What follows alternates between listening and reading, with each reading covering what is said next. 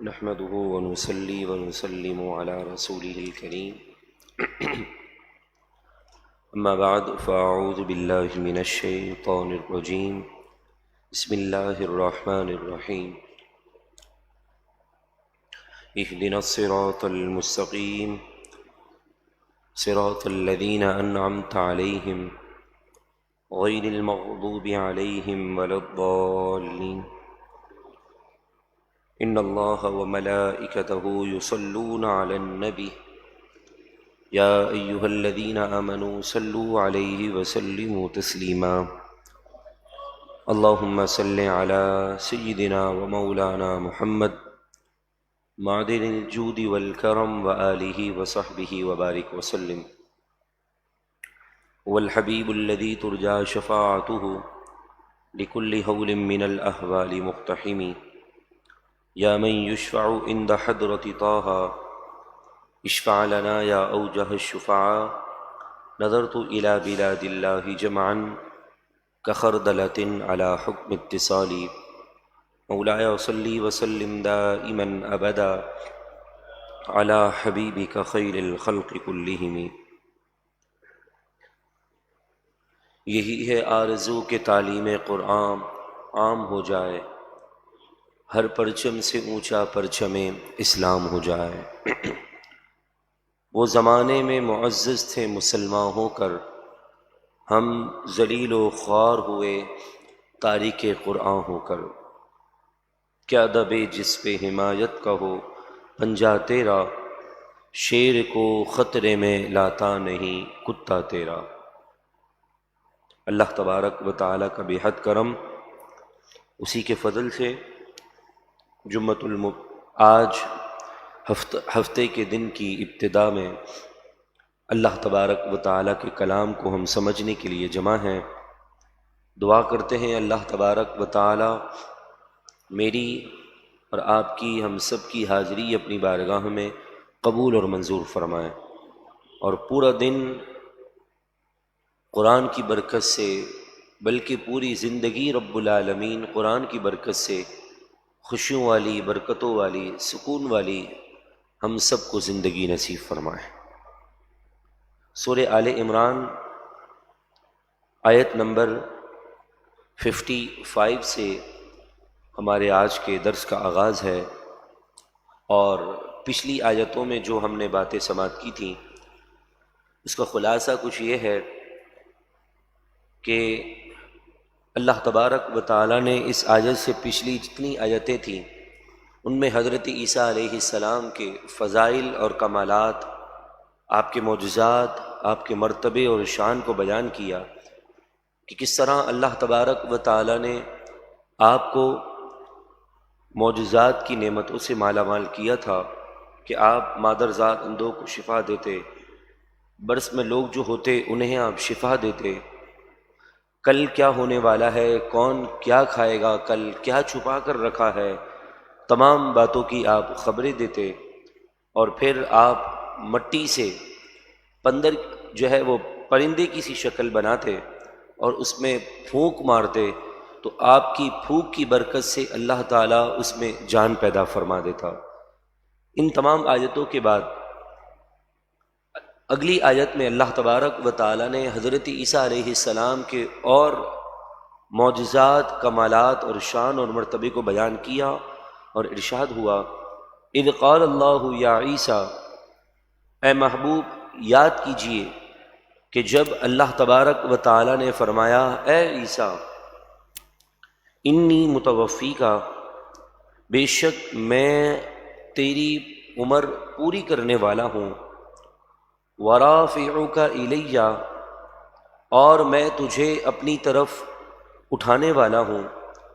ومطہرک من الذین کفروا،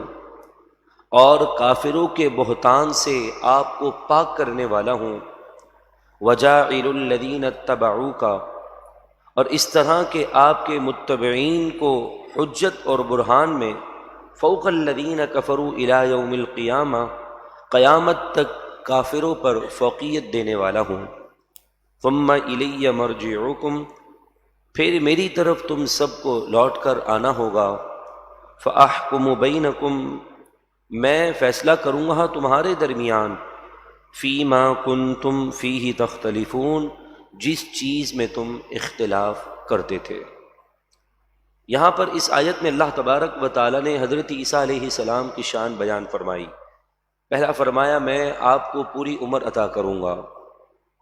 دوسرا آسمان کی طرف بغیر موت کے آپ کو بلند کروں گا،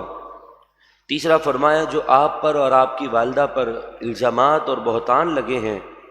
ان سے میں آپ کو پاک کروں گا اور ان بہتانوں کو ختم کیا جائے گا، اور پھر فرمایا کہ آپ کے متبعین میں بھی اگر اختلاف ہوا تو قیامت کے دن آپ کے معاملے میں جو اختلافات بڑھتے جا رہے ہیں ان کا فیصلہ پھر قیامت کے دن ہوگا اور میں پھر ان باتوں کی خبر دوں گا۔ اللہ تبارک و تعالیٰ نے 5 شان اور عظمت حضرت عیسیٰ علیہ السلام کی بیان فرمائی۔ لہذا اگر غور کریں اس آیت میں تو یہ درس ملتا ہے کہ متوفی کا پہلی صفت اس آیت کے اعتبار سے کہ میں آپ کی عمر پوری کروں گا۔ حدیث پاک میں آتا ہے کہ جب اللہ کے نبی حضرت عیسیٰ علیہ السلام آسمان کی طرف اٹھائے گئے تو اس وقت آپ کی عمر 33 سال تھی، اور جب آخری دور میں اس امت کے آخری دور میں جب حضرت عیسیٰ علیہ السلام میرے محبوب کے فرمان کے مطابق دمشق کی جامع مسجد کے مینار پہ جب جلوہ فرما ہوں گے تو اس وقت بھی آپ کی عمر 40 سال ہوگی۔ جو حیت، جو کیفیت، جو معاملات اس وقت آسمان کی طرف بلند اٹھانے میں تھے کہ فرمایا کہ اس وقت آپ غسل مبارک کر کے باہر تشریف لائے تھے، آپ کے بال بھی گیلے ہوں گے، جب آپ اس دنیا میں اس امت کی رہنمائی اور سلیب کو توڑنے کے لیے، یہودیوں کا کام ختم کرنے کے لیے، اسلام کا جھنڈا بلند کرنے کے لیے جب آپ اس دنیا میں تشریف لائیں گے تو اس وقت بھی یہی کیفیت، یہی سارے معاملات ہوں گے۔ یہاں پر بعض احباب کو غلط فہمی ہوئی، وہ کہنے لگے کہ متوفی کا سے مراد میں آپ کو وفات دوں گا۔ اگر بالفرض ان کا ترجمہ مان بھی لیا جائے کہ میں وفات دوں گا تو مطلب یہی ہے کہ ابھی میں نے آپ کو وفات نہیں دی، آپ کو وفات بعد میں دوں گا۔ اور ہمارے یہاں پر وفات، لفظ وفات مرنے کے معنی میں آتا ہے، لیکن عربی کا لفظ کا معنی ہے وفات، یعنی میں آپ کی زندگی، جتنا عرصہ آپ زندہ رہیں گے اتنی عمر میں آپ کو پوری عطا کروں گا۔ پھر میرے محبوب علیہ الصلاۃ والسلام کا یہ فرمان بھی ہے، بخاری شریف کی حدیث پاک ہے، مسلم شریف میں بھی موجود ہے۔ میرے محبوب علیہ الصلاۃ والسلام نے فرمایا کہ پھر حضرت عیسیٰ علیہ السلام جب اس دنیا میں تشریف لائیں گے تو بتاؤ میرے صحابہ وہ قوم کتنی خوش نصیب ہے کہ جس کے شروع میں محمد ہوں اور آخر میں میرا بھائی عیسیٰ ہے جو اس امت کا ہادی بن کر اس دنیا میں آئے گا۔ پھر آپ سلیب کو توڑیں گے، یہودیوں اور عیسائیوں اور کافروں کو آپ ختم کریں گے اور پوری دنیا میں اسلام کا جھنڈا گاڑیں گے، اور پھر جب آپ کی عمر مکمل ہوگی تو رسول اللہ علیہ الصلاۃ والسلام کے قبر انور کے برابر میں جو جگہ خالی ہے، حدیث پاک کے مفہوم اور ہمارے اسلاف کے اقوال کے مفہوم کے مطابق اس جگہ پر آپ کو دفن کیا جائے گا۔ اور پھر آگے اللہ تبارک و تعالیٰ نے ایک بات یہ ارشاد فرمائی کہ پھر تم سب کو میری طرف لوٹ کر آنا ہے۔ یہودیوں نے بھی حضرت عیسیٰ علیہ السلام کا انکار کیا، اور جو عیسائی ہیں وہ حضرت عیسیٰ علیہ السلام کے بارے میں مختلف اقوال میں مبتلا ہو گئے۔ کوئی کہنے لگا کہ حضرت عیسیٰ علیہ السلام خدا ہیں، الغرض اس کا آپ نے مفہوم پچھلی آیتوں میں اور اگلے چھٹے پارے کی آیتوں میں بھی سماعت کریں گے۔ خلاصہ کلام یہ ہے کہ ان تمام اختلافات کا جوابات اللہ تبارک و تعالیٰ قیامت کے دن فیصلے کی شکل میں عطا فرمائے گا، اور پھر جو حق پر ہوں گے اور جو باطل ہوں گے ان کے ساتھ کیا معاملہ ہوگا۔ اس آیت میں فیصلے کا ذکر، اور اب فیصلہ کیا ہوگا اگلی آیتوں میں اس کا ذکر ہے۔ فرمایا فَأَمَّا الَّذِينَ كَفَرُوا، پھر جن لوگوں نے کفر کیا، فَأُعَذِّبُهُمْ عَذَابًا شَدِيدًا، تو میں ان کو سخت عذاب دوں گا، فِي الدُّنْيَا وَالْآخِرَةِ، دنیا اور آخرت میں، وَمَا لَهُم مِّن نَّاصِرِينَ، اور ان کا کوئی مددگار نہ ہوگا۔ حضرت عیسیٰ علیہ السلام کو ماننے والے دو قسم کے لوگ ہیں۔ ایک حضرت عیسیٰ علیہ السلام کو روح اللہ، عبد اللہ اور اللہ تبارک و تعالیٰ کا نبی مانتے ہیں، وہ ایمان والے ہم مسلمان ہیں، حضور علیہ الصلاۃ والسلام کے امتی ہیں۔ اور ایک وہ شخص ہے جو حضرت عیسیٰ علیہ السلام کو یا تو خدا یا خدا کا بیٹا یا خدا کا جز نعوذ باللہ مان کر اسلام کے اس دامن سے اپنے آپ کو دور کر رہا ہے، تو وہ کافر ہے۔ اس کے بارے میں فیصلہ سنا کہ اس کا ٹھکانہ قیامت کے دن جہنم کی آگ ہے، وہاں اس کا کوئی بھی مددگار نہیں ہوگا۔ جو حضرت عیسیٰ علیہ السلام کے ماننے والے لوگ ہیں وہ حضرت عیسیٰ علیہ السلام قیامت کے دن ان کی بھی کوئی دستگیری نہیں کریں گے۔ وَأَمَّا الَّذِينَ آمَنُوا، اور وہ لوگ جو ایمان لائے، وَعَمِلُوا الصَّالِحَاتِ، اور جنہوں نے نیک کام کیے، فَيُوَفِّيهِمْ أُجُورَهُمْ، تو اللہ ان کو ان کی نیکیوں کا پورا ثواب عطا فرمائے گا۔ وَاللَّهُ لَا يُحِبُّ الظَّالِمِينَ، اور اللہ تبارک و تعالی ظلم کرنے والوں کو پسند نہیں فرماتا، ظالموں کو پسند نہیں کرتا۔ ذَلِكَ نَتْلُوهُ عَلَيْكَ مِنَ الْآيَاتِ، یہ وہ ہے جو ہم آپ کو سناتے ہیں اپنی آیات، وَالذِّكْرِ الْحَكِيمِ، اور حکمت بری نصیحت، یہ اللہ تبارک و تعالیٰ کی طرف سے آپ کے لیے آپ کی امت کے لیے ایک نصیحت ہے، ایک پیغام ہے۔ یہ آیات ہیں جو اللہ تبارک و تعالیٰ نے آپ کے توسل سے آپ کی امت کو یہ پیغام عطا فرمائے ہیں۔ اس کے بعد جب یہ سارا معاملہ ہو گیا اور اللہ کے نبی علیہ الصلاۃ والسلام نے ان آیتوں کے بعد اس وقت کے جو عیسائی تھے انہیں سمجھایا کہ حضرت عیسیٰ علیہ السلام اللہ تبارک و تعالیٰ کی قدرت سے ابھی بھی زندہ ہیں، آسمانوں میں ہیں، انہیں کسی نے سولی بھی نہیں دی، شہید بھی نہیں کیا۔ یہ ساری باتیں اسلام نے جو ہمیں بتائی اور ہمارا حضرت عیسیٰ علیہ السلام کے متعلق جو نظریہ وہ موجود ہے، ان تمام باتوں کا جب ذکر ہو گیا تو پھر عیسائیوں نے آپس میں مشورہ کر کے حضور علیہ الصلاۃ والسلام کی بارگاہ میں آ کر کہنے لگے کہ آپ بتائیے آپ کا نظریہ حضرت عیسیٰ علیہ السلام کے بارے میں کیا ہے۔ اللہ کے محبوب علیہ الصلاۃ والسلام نے اسلام کی حقانیت بھی واضح کی اور حضرت عیسیٰ علیہ السلام کا موقف بھی اسلام کا جو تھا وہ رکھ دیا۔ تو وہ آپ سے وہ کہنے لگے ذرا آپ یہ بتائیے کہ آپ نے کوئی بن باپ کے کوئی آدمی دیکھا ہے کہ جو دنیا میں آیا ہو اس کا کوئی باپ ہی نہ ہو؟ جب دنیا میں آنے کا سبب والدین ہیں، والد اور والدہ ہیں، تو پھر حضرت عیسیٰ علیہ السلام جب بن باپ کے آئے ہیں تو یقیناً ان کا خدا تو خدا، یعنی ان کا والد تو خدا ہوئے۔ تو اس کے جواب میں قرآن مجید فرقان حمید کی ان آیات کا نزول ہوا اور فرمایا ان مثل عیسیٰ عند اللہ کمثل آدم، بے شک حضرت عیسیٰ علیہ السلام کی مثال اللہ کے نزدیک آدم کی سی ہے، خلقہ من تراب، اللہ تبارک و تعالی نے انہیں مٹی سے بنایا، ثم قال له کن، پھر اس سے فرمایا کن، ہو جا، فیکون، تو وہ ہو گیا۔ جب اللہ تبارک و تعالیٰ کسی چیز کا ارادہ فرماتا ہے تو اس سے کہتا ہے کہ کن، تو وہ تمام چیزیں فیکون دنیا میں آ جاتی ہیں، وہ ہو جاتی ہیں۔ تو فرمایا حضرت عیسیٰ علیہ السلام ایک سمجھانے کے لیے صرف بن باپ کے لیے ہیں، مگر کیا حضرت آدم پر تم نے غور نہیں کیا؟ کیا ان کی تخلیق پر غور نہیں کیا؟ وہ تو بن باپ کے ہیں، بن ماں کے ہیں۔ جب رب تعالی بن باپ اور بن ماں کے ایک عظیم انسان حضرت آدم ابو البشر کو پیدا فرما سکتا ہے، تو پھر وہ رب کی قدرت یہ بھی کر سکتی ہے کہ کسی کو بن باپ کے بھی دنیا کے اندر مبعوث فرما دے۔ تو لہذا حضرت عیسیٰ علیہ السلام عبداللہ ہیں، اللہ کے بندے ہیں، خدا نہیں ہیں، بلکہ خدا کا جز بھی نہیں، جیسا تم کہتے ہو۔ الحق من ربک،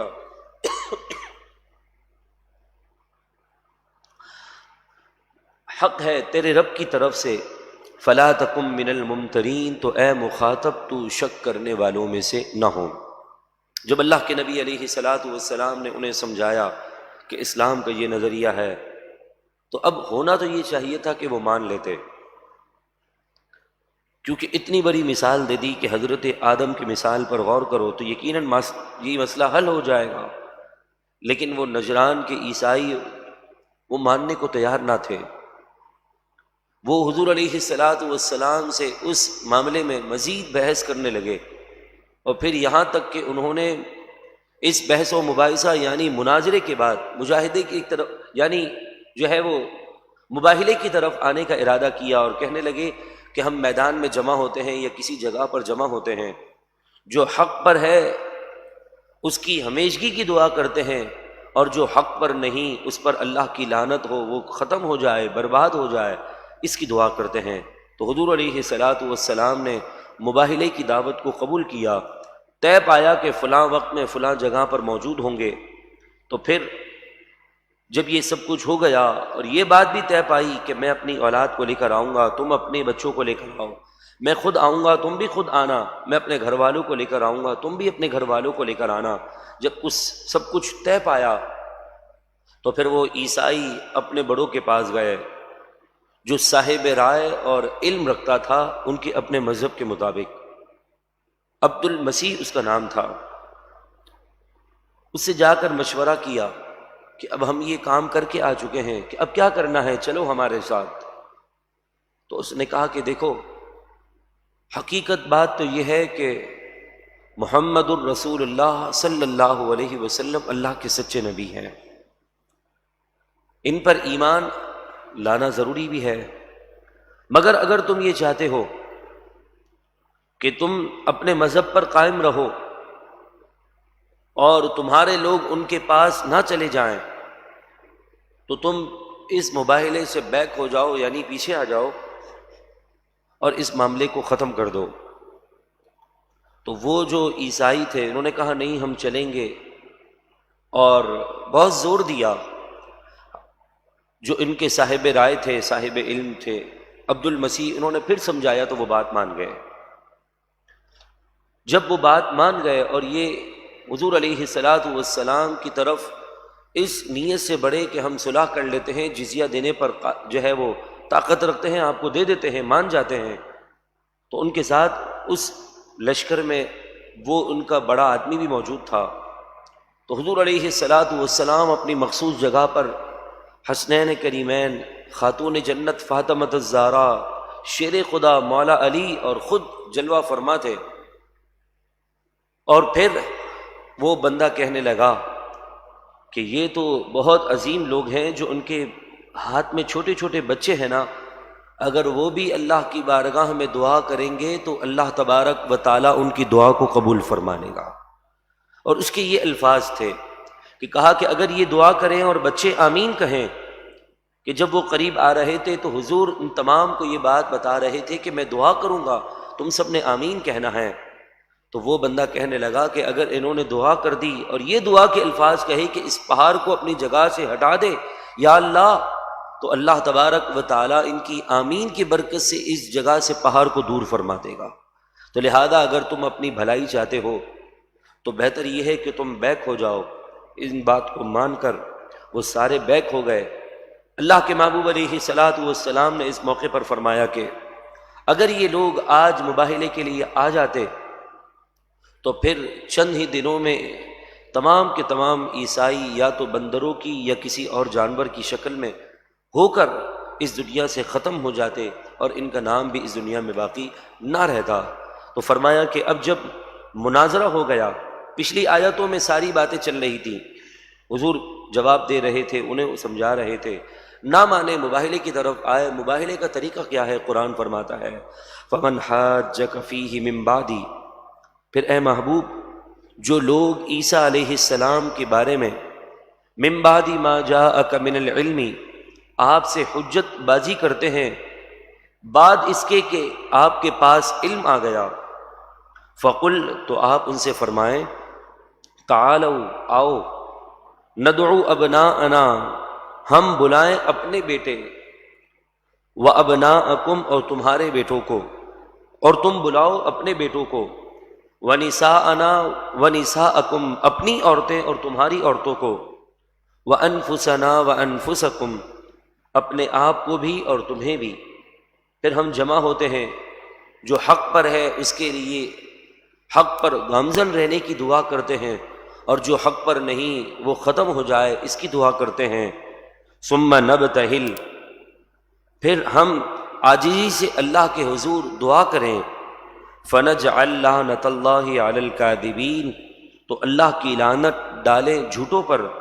ان ھذا لہو القصص الحق، بے شک یہی سچا بیان ہے۔ وما من الہ الا اللہ، اور جو تم حضرت عیسیٰ علیہ السلام کے متعلق کہہ رہے ہو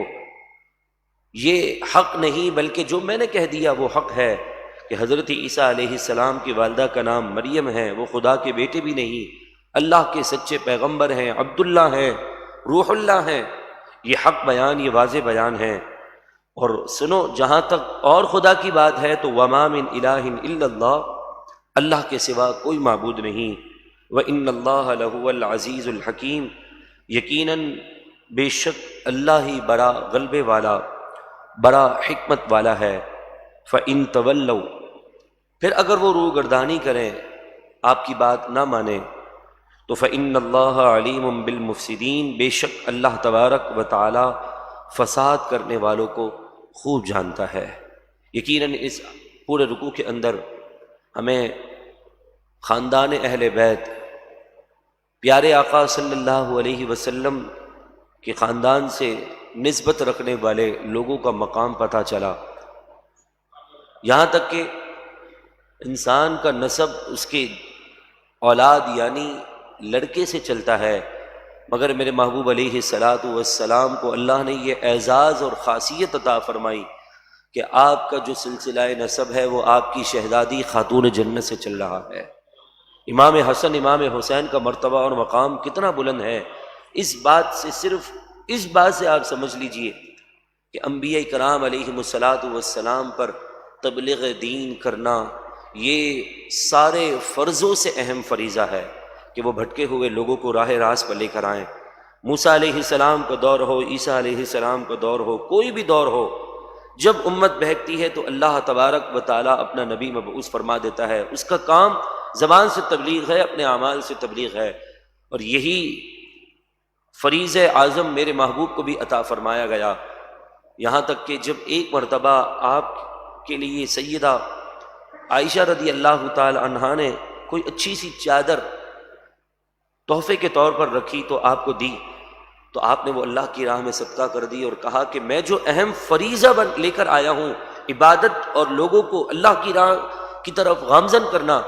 میرے کو ایسا محسوس ہوتا ہے کہ یہ چادر آڑ بن جائے گی، تو لہذا اس چادر کو اللہ کی راہ میں صدقہ کر دو۔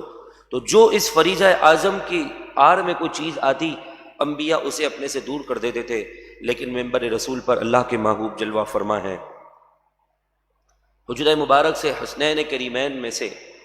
امام حسن رضی اللہ تعالی عنہ بچپنے کے عالم میں آ رہے ہیں، حضور کی طرف بڑھ رہے ہیں،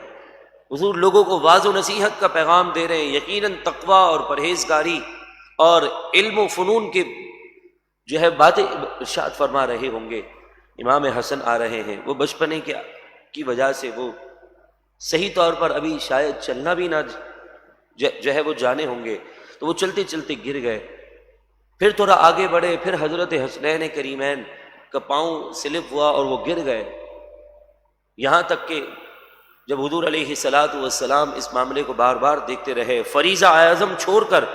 امام حسن کے لیے حضور ممبر سے نیچے اترے، انہیں اپنے پاس لے کر گود میں آئے، پھر ممبر پر آئے اور پھر کہنے لگے کہ اولاد جو ہے اللہ تبارک و تعالیٰ کی طرف سے ایک آزمائش ہے، تو لہذا یہ میرا حسن وہ شہزادہ ہے، آج گویا میں آج اس کے لیے اٹھا ہوں اور میں نے اسے اٹھایا ہے، تو قیامت سے یعنی کل کو میرا یہ نوجوان میری دو مسلمان گروہ کو جو گرتے ہوئے ہوں گے انہیں سہارا دے کر اٹھا دے گا، اس لیے کہ یہ میرا شہزادہ سید بھی ہے اور دو مسلمانوں کے درمیان صلح کروا دے گا۔ تو امام حسن اور امام حسین کا مرتبہ اور مقام بہت بلند ہے۔ اللہ تبارک و تعالی حسنین کریمین کے صدقے سے ہماری تمام دعائیں قبول اور منظور فرمائیں۔ درود پاک پڑھ لیجیے، اللہم صل۔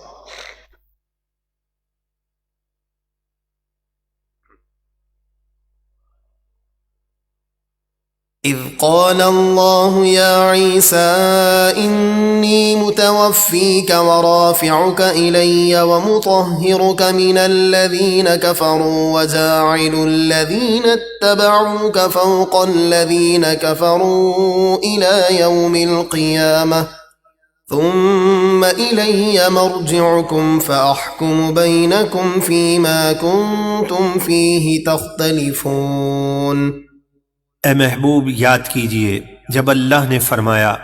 اے عیسیٰ بے شک میں آپ کو پوری عمر تک پہنچاؤں گا، یعنی کفار آپ کو قتل نہ کر سکیں گے، اور آپ کو اپنی طرف یعنی آسمانوں میں اٹھا لوں گا، اور آپ کو کافروں سے پاک کر دوں گا، یعنی کافر برے ارادے سے آپ تک نہیں پہنچ سکیں گے، اور آپ کی پیروی کرنے والوں کو آپ کے منکروں پر قیامت تک غلبہ دوں گا، پھر تم سب میری طرف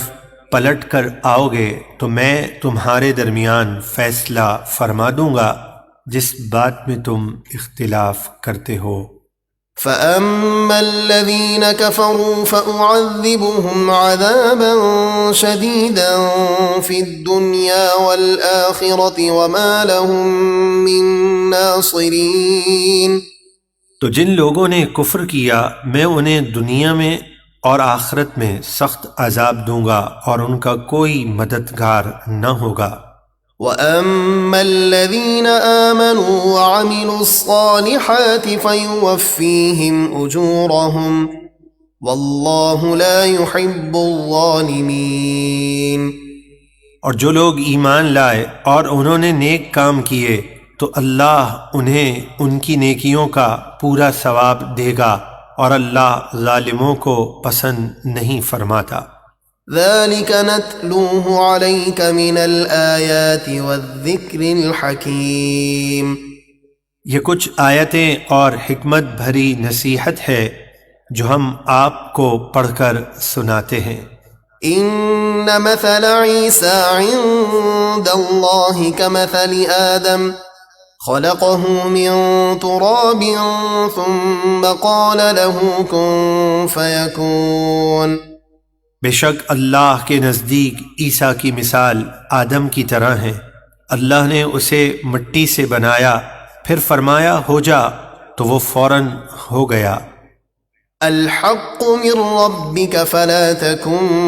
من الممترین۔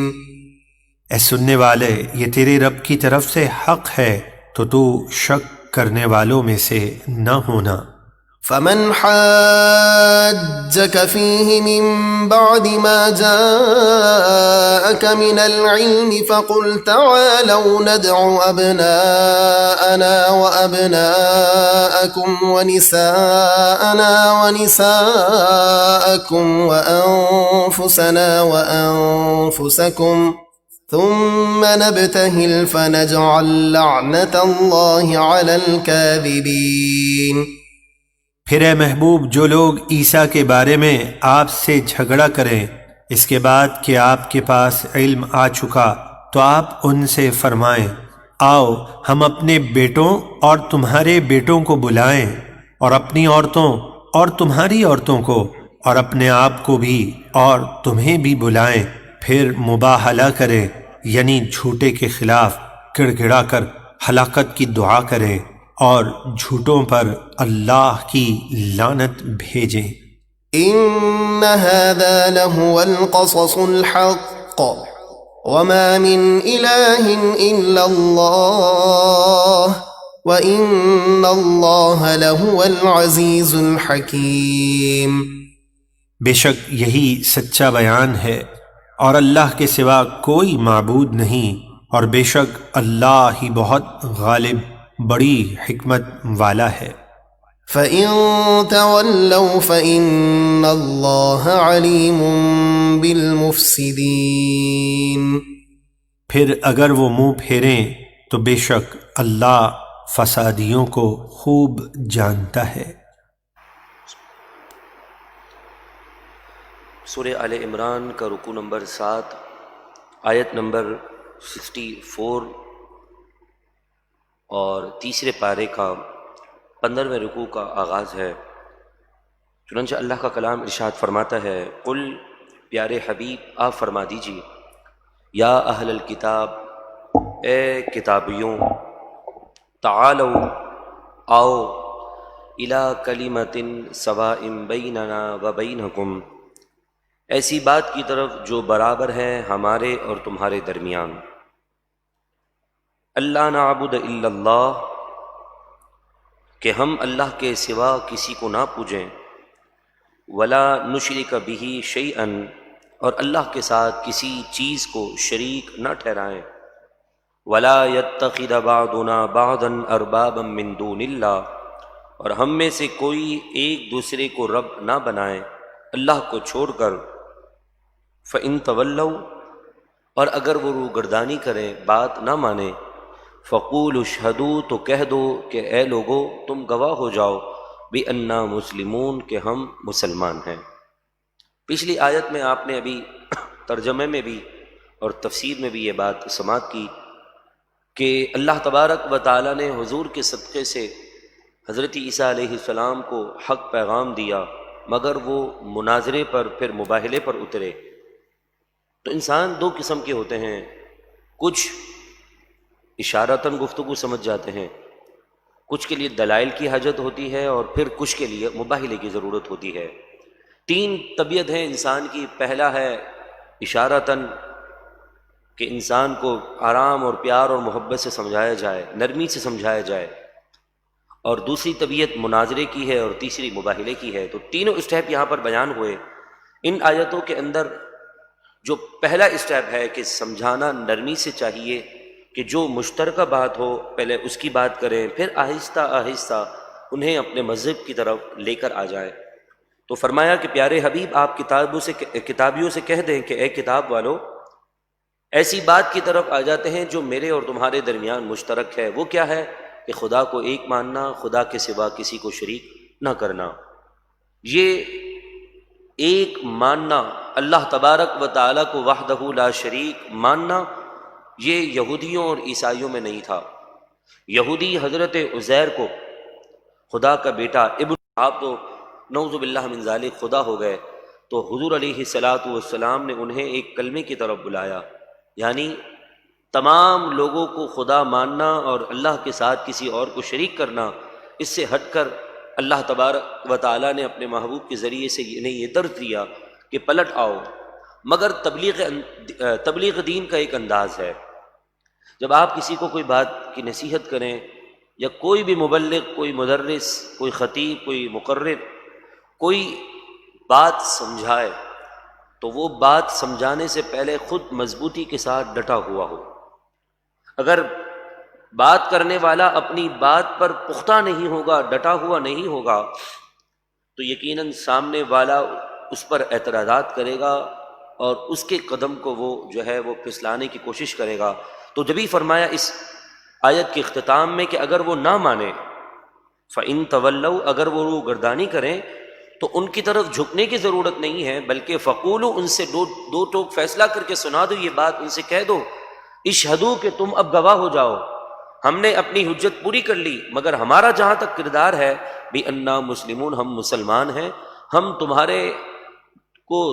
کو اپنے مذہب سے، خود کے مذہب سے چھوڑ کر دین حق کی طرف لانے کے لیے ہم تمہاری طرف جھکیں گے نہیں۔ اور پھر سنو، یا اہل الکتاب، اے کتاب والو، لم تحاجون فی ابراہیم، حضور علیہ الصلاۃ والسلام کے زمانے میں یہودی اور عیسائی آپس میں لڑ پڑے، مناظرہ ہوا اور ان سے آپس میں بحث و مباحثہ ہونے لگا۔ عنوان یہ تھا کہ حضرت ابراہیم ہمارے ہیں، وہ کہتے تھے حضرت ابراہیم ہمارے ہیں۔ یہودیوں کا یہ دعویٰ تھا کہ حضرت ابراہیم یہودی ہیں، عیسائیوں کا دعویٰ تھا کہ حضرت ابراہیم عیسائی تھے۔ جو اس بات کو مان لیتا یقیناً وہ لوگوں کو بتا سکتا تھا کہ دیکھو ہمارا مذہب حق ہے، لہذا ہمارے مذہب کی طرف آ جاؤ۔ تو پھر جب معاملہ بڑھتا رہا، ان کی بحث زیادہ ہوتی رہی، تو انہوں نے کہا چلو چلتے ہیں محمد عربی صلی اللہ علیہ وسلم کی بارگاہ میں، ان سے فیصلہ کرواتے ہیں کہ بتائیں کہ حضرت ابراہیم وہ یہودی تھے کہ عیسائی تھے۔ تو یہ سارا کچھ ہو جانے کے بعد وہ اللہ کے محبوب کے دربار میں آئے، اور اب جواب کیا ملا سنیے، یا اہل الکتاب، اے کتابیوں، یعنی اے عیسائیوں، اے یہودیوں، لم تحاجون، تم کیوں جھگڑتے ہو، فی ابراہیم، حضرت ابراہیم کے متعلق، وما انزلت التوراۃ والانجیل الا من بعدی، حالانکہ تورات اور انجیل اتری اس سے پہلے حضرت ابراہیم علیہ السلام دنیا میں مبعوث ہو چکے تھے۔ حضرت ابراہیم کے بعد تورات کی کتاب اور انجیل کی کتاب دنیا میں آئی ہے۔ حضرت ابراہیم اور حضرت موسیٰ علیہ السلام کے درمیان کوئی سینکڑوں سال کا فاصلہ ہے، اور پھر حضرت موسیٰ اور حضرت عیسیٰ کے درمیان 2000 سال کا فاصلہ۔ تو گویا اگر دیکھا جائے تو حضرت عیسیٰ سے لے کر حضرت ابراہیم تک 3000 یا اس سے کم و بیش سال، 1000 سال کا فرق ہے، اور پھر حضرت ابراہیم سے لے کر حضرت موسیٰ علیہ السلام تک کے درمیان کوئی 700-800 سال کا فاصلہ ہے۔ تو جو بعد میں آیا ہے اس کا تعلق پہلے والے سے تو جڑتا اس طرح ہے کہ اس کی پیروی کی جائے، نہ کہ اسے اپنے مذہب میں، نہ کہ اسے اپنے قول کے اندر لانے کی کوشش کی جائے۔ تو فرمایا حضرت ابراہیم کے بارے میں تم کیوں جھگڑتے ہو، جبکہ حضرت ابراہیم کے کافی عرصے کے بعد، من بعدی، کافی عرصے کے بعد تورات کتاب اور انجیل کتاب اتری ہے۔ افلا تعقلون، کیا تم سمجھتے نہیں ہو؟ اس آیت میں ایک بات تو پتہ چلتی ہے کہ یہودی اور عیسائی جہالت کے اس اعلیٰ درجے پر پہنچ چکے ہیں کہ جو زبردستی حضرت ابراہیم کے متعلق اپنے مذہب کے اقوال جوڑ کر انہیں اپنے مذہب کا پیروکار بتانے کی کوشش کر رہے ہیں، کیونکہ بسا اوقات لا علمی بھی انسان کو بہت وہ دلدل کی گہرائی کی طرف لے کر چلی جاتی ہے، جس کی وجہ سے انسان پھر اس کے لیے پلٹنا واپس بڑا مشکل ہو جاتا ہے۔ اس کی آسان سی مثال یہ ہے کہ اللہ نے آپ کو قرآن کا علم دیا، آپ قرآن کا علم حاصل کرنے کے لیے صبح اپنی نیند کی قربانی دے کر یہاں پر آ رہے ہیں، مگر کچھ ایسے بھی ہوں گے جو صرف قرآن کا نام لیں گے۔ وہ حدیث پاک بھی ہے، بخاری شریف کی حدیث، میرے محبوب علیہ الصلاۃ والسلام نے فرمایا مسلمانوں پر ایک زمانہ وہ بھی آئے گا کہ جس میں اسلام صرف نام کی حد تک باقی رہ جائے گا، قرآن صرف خطوط یعنی ان لکھے ہوئے الفاظ کی حد تک باقی رہ جائے گا، اور مسجدیں صرف اور صرف خوبصورتی کی حد تک باقی رہ جائیں گی، اور اسلام اور قرآن اور ان تمام چیزوں کا مسلمانوں سے بظاہر کوئی تعلق نہیں ہوگا۔ آج وہ دور آ چکا ہے کہ ہم اختلافات ہم ہم سکون کی لائف گزارنے کے بجائے اپنے آپ کو دین کے معاملوں میں مزید الجھاتے چلے جا رہے ہیں۔ حالانکہ قرآن نے تو فرما دیا کہ جو سچ ہے اس کو تسلیم کر لو، جو نہیں ہے اس کو چھوڑ دو۔ اسی طرح کا پیغام آگے قرآن مجید فرقان حمید میں فرمایا، ہا انتم ہؤلائی، سن لو تم وہی لوگ ہو، حاججتم فیما لکم بہ علم، کہ جنہوں نے حجت بازی کی اس چیز میں کہ تمہیں اس کا کچھ علم، فلم تحاجون، تو اب تم کیوں جھگڑتے ہو، فیما لیس لکم بہ علم، اس چیز کے بارے میں جس کے بارے میں تمہیں خبر بھی نہیں، جس چیز کا علم تھا، جو حق تھا، اس بات کا علم تھا نا تمہیں، تمہاری کتابوں میں بات موجود تھی کہ تم اس زمانے کو بھی پاؤ گے کہ جس میں آخری نبی آئیں گے، ساری نشانیاں تم نے دیکھی، علم ہونے کے باوجود تم حضور کے قدموں میں نہیں آئے۔ تو جس چیز کا تمہیں علم ہی نہیں کہ حضرت ابراہیم اور حضرت موسیٰ علیہ السلام کے درمیان کتنا فاصلہ ہے، تو تم اس معاملے میں کیوں جھگڑتے ہو؟ لہذا جس چیز کا علم اللہ نے تمہیں دے دیا، حق بات واضح ہو گئی، اس کو قبول کرو، اور پھر نادانوں میں سے، نا سمجھ والے لوگوں میں سے ہرگز مت ہو جاؤ۔ واللہ یعلم وانتم لا تعلمون، اور اللہ تبارک و تعالی جانتا ہے اور تم نہیں جانتے۔ سنو اس کا جواب کیا ہے، ما کان ابراہیم یہودیا ولا نصرانیا، حضرت ابراہیم نہ تو یہودی تھے اور نہ ہی عیسائی، ولیکن کان حنیفا مسلما، اور لیکن وہ ہر باطل سے جدا رائے حق کی طرف مائل ہونے والے تھے۔ وہ ایسا مذہب لے کر آئے تھے کہ جس میں امن تھا، سکون تھا، غیرت کا درس تھا۔ وما کان من المشرکین، اور وہ مشرکوں میں سے نہ تھے۔ جہاں تک تمہارا تعلق ہے کہ تم یہ دعویٰ کرتے ہو کہ ہم عیسائی اور ہم یہودی حضرت ابراہیم کے زیادہ قریب ہیں، تمہارے دعوے کے ساتھ ساتھ مشرکین مکہ اور اس کے اطراف کے لوگ بھی دعویٰ کرتے ہیں کہ ہم حضرت ابراہیم کی اولاد میں سے ہیں، ہم حضرت ابراہیم سے زیادہ نسبتاً قرب رکھتے ہیں۔ تو قرآن اس کا جواب دیتے ہوئے ارشاد فرماتا ہے، ان اول الناس بابراہیم، بے شک تمام لوگوں میں ابراہیم کے قریب تر وہی لوگ ہیں، للذین اتبعوہ، جنہوں نے ان کی پیروی کی ہے۔ جو حضرت ابراہیم کی پیروی کرتے ہیں وہی دراصل حضرت ابراہیم کے قریب ہیں، نسب سے، حسب سے، علاقے سے، زمانے کے اعتبار سے قریب اور بعید کا تعلق نہیں ہے۔ اگر آج رسول اللہ کے غلام ہم حضور پر کھڑے ہو کر درود و سلام پڑھ کر خوش ہوتے ہیں، گرچہ ہم سے بظاہر مدینہ منورہ کافی میل کے فاصلے پر ہے، مگر قرآن کی آیت یہ بتاتی ہے جو حضور کا سچا تابع دار ہے، حضور کا سچا غلام ہے، زمانہ، وقت اور ڈسٹینس نہیں دیکھا جاتا، دراصل وہی حضور کے قریب ہوتا ہے، دراصل وہی اپنے نبی کے قریب ہوتا ہے۔ تو فرمایا تمام لوگوں میں سے ابراہیم کے قریب وہ ہے جو ان کی پیروی کرتا ہے۔ وَهَذَا النَّبِيُّ، اور یہ نبی، وَالَّذِينَ آمَنُوا، ایمان والے حضرت ابراہیم کے زیادہ قریب ہیں، کیونکہ ہمارا مذہب حضرت ابراہیم کی ملت پر ہے، سنت ابراہیمی ہمارے اندر ہے، ہم قربانی کرتے ہیں۔ جس طرح حضرت ابراہیم نے حج کیا، اسی انداز پر اس امت پر حج لازم ہے۔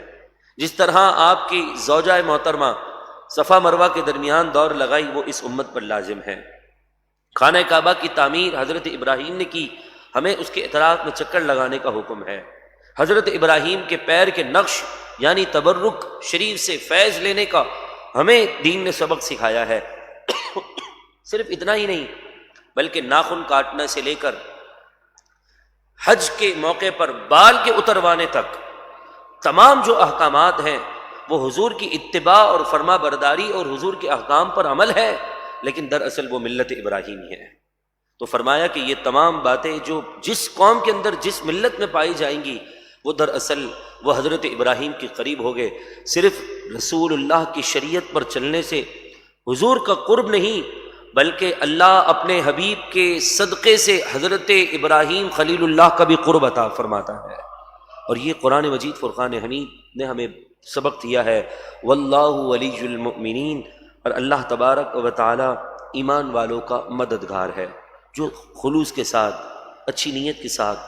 دین کی طرف چلنے کا خواہش مند ہوتا ہے، پھر رب کی مدد اس کے لیے شامل حال ہو جاتی ہے۔ اگلی آیتوں میں ایک بہت ہی پیارا درس دیا گیا اور فرمایا گیا کہ یہودی اور عیسائی لوگ جو ہے نا، ہمیشہ مسلمانوں کے خلاف کوئی نہ کوئی پروپیگنڈا کرتے رہتے ہیں، کوئی نہ کوئی نئی تدبیر اختیار کر کے مسلمانوں کو پریشان کرتے ہی رہتے ہیں کہ اس طرح، کبھی کس طرح، کبھی کس طرح۔ آج کل سوشل میڈیا اور فلموں ڈراموں کے ذریعے سے مسلمانوں کے درمیان اپنے تہوار، اپنے طور طریقے کہ کسی طرح ان کا ایمان ضائع ہو جائے، تو ایسے ہی حضور کے زمانے میں بھی حضرت یاسر، حضرت حذیفہ وغیرہ جو ابھی نئے نئے ایمان لائے تھے، ان کے ایمان کی اس مضبوطی کو کمزور کرنے کے لیے وہ نئے نئے چال چلتے تھے۔ تو قرآن نے جواب دے دیا، جو ایک مرتبہ میرے محبوب کے قدموں میں آ جاتا ہے ایسی مٹھاس پاتا ہے کہ ایسی مٹھاس دنیا کے کسی در کے اندر نہیں ہے۔ تو لہذا حضور کے دربار سے پھر کوئی دور ہونے والا نہیں ہے۔ وَدَّتْ طَائِفَةٌ مِّنْ أَهْلِ الْكِتَابِ، اہل کتاب کے ایک گروہ کی دلی خواہش ہے، لَوْ يُضِلُّونَكُمْ، کہ وہ تمہیں کسی طرح گمراہ کر دے، تمہارے ایمان کی مضبوطی کو کمزور کر دے۔ وَمَا يُضِلُّونَ إِلَّا أَنفُسَهُمْ، حال یہ ہے کہ وہ گمراہ نہیں کرتے مگر اپنے آپ کو۔ صحابہ اور پکے مومنین کے خلاف چال چل کر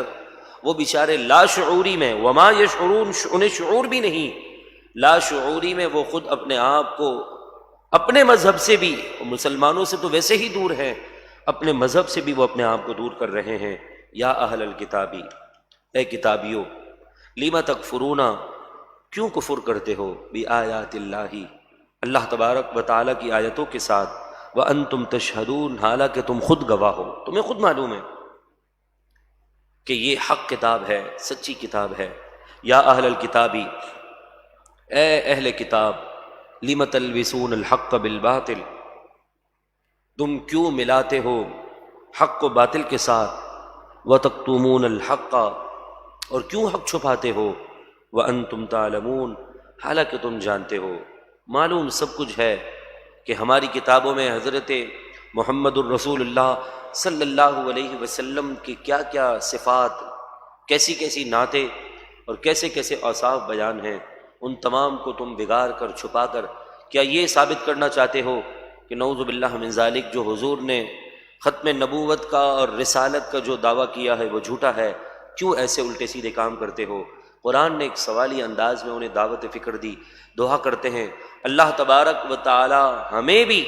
ہمیشہ، بلکہ ہماری آنے والی نسلوں کو بھی حضور علیہ السلام۔ اہل کتاب، تم ابراہیم کے بارے میں کیوں جھگڑتے ہو؟ یعنی یہ کیوں کہتے ہو کہ وہ یہودی یا عیسائی تھے، حالانکہ توریت اور انجیل تو نازل ہی ان کے بعد ہوئیں، تو کیا تمہیں عقل نہیں؟ ها أنتم هؤلاء حاججتم فيما لكم به علم فلم تحاجون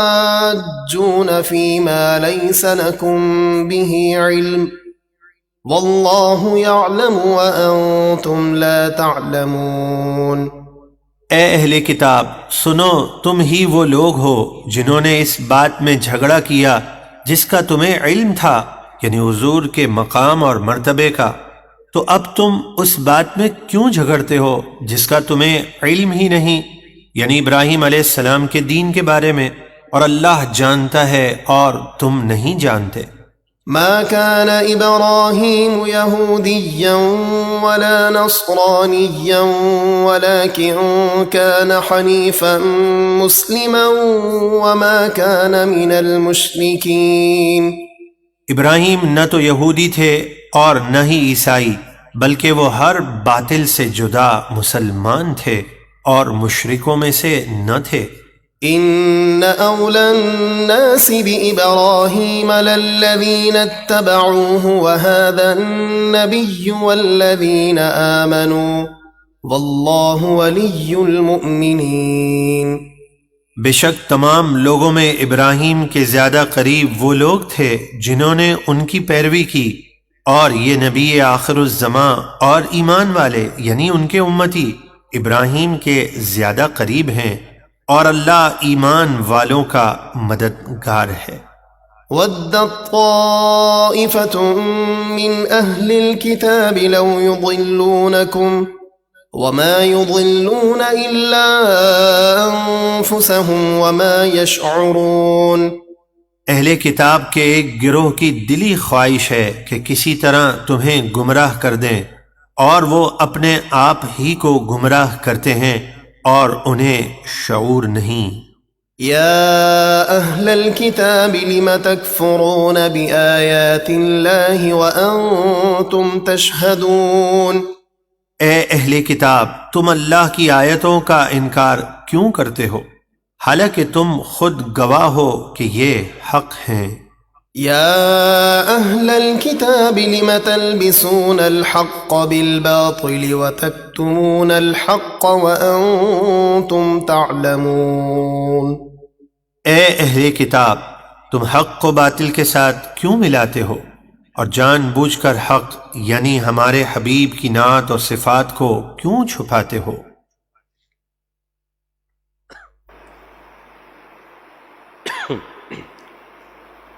سورہ آل عمران کا رکوع نمبر 8 اور